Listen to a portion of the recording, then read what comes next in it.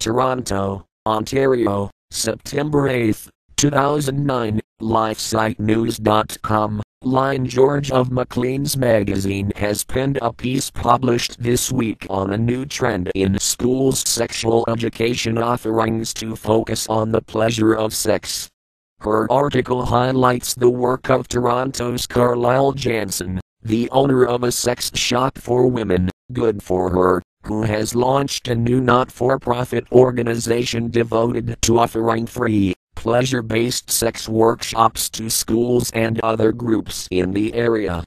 Jansen has long offered pleasure-based workshops through her store, but, according to George, a year and a half ago Jansen started getting calls from local high school teachers who wanted her to come and offer sex ed to their classes. Since then, Jansen guesses that she has spoken to about 12 or 15 classes. Kids are talked to death about all the bad things that can happen to them if they have sex, Jansen told George.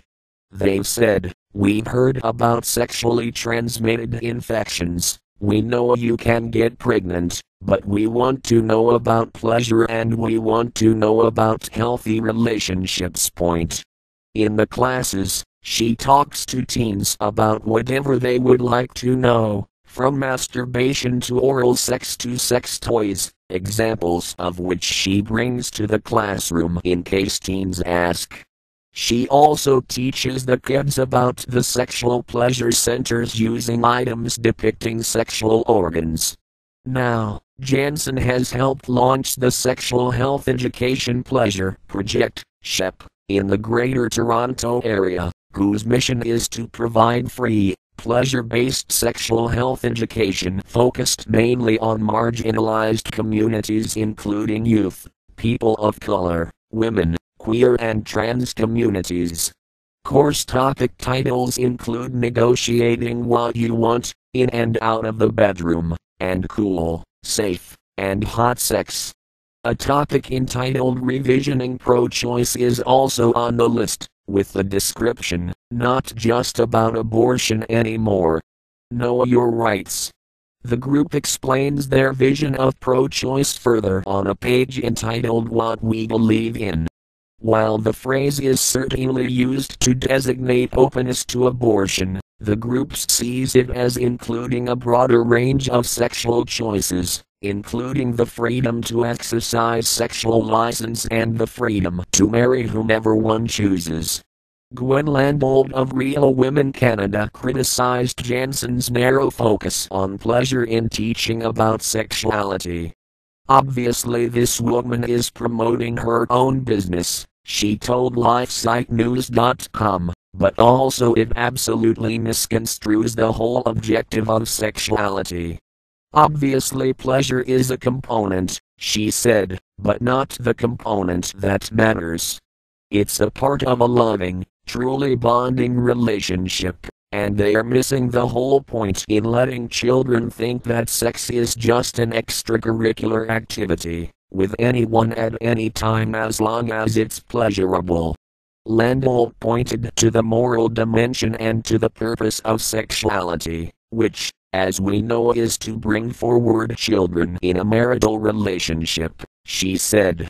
"That's why we've been given this wonderful gift of sexuality," she explained. "It's missed the whole object of it.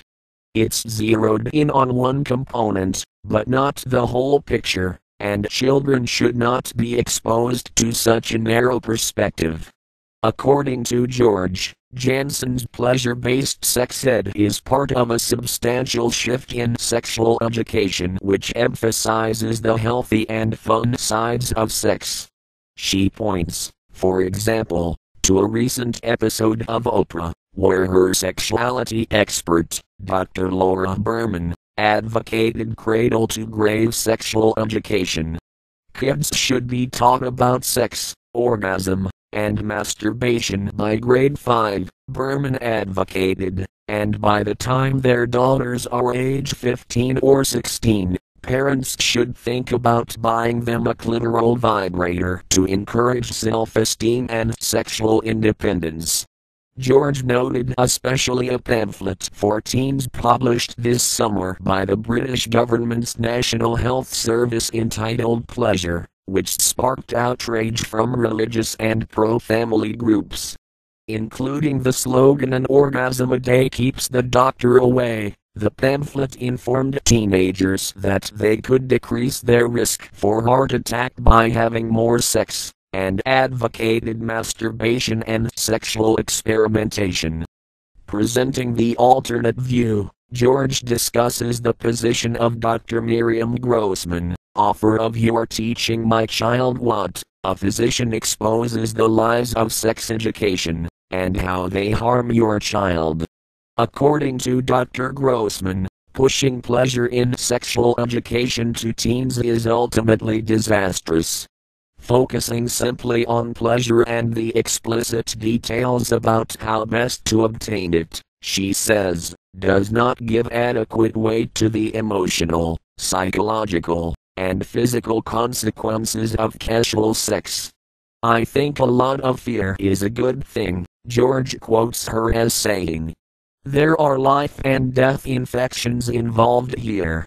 Grossman advocates proposing abstinence as the ideal. Is everyone going to follow that ideal? Of course not, she says. That's ridiculous.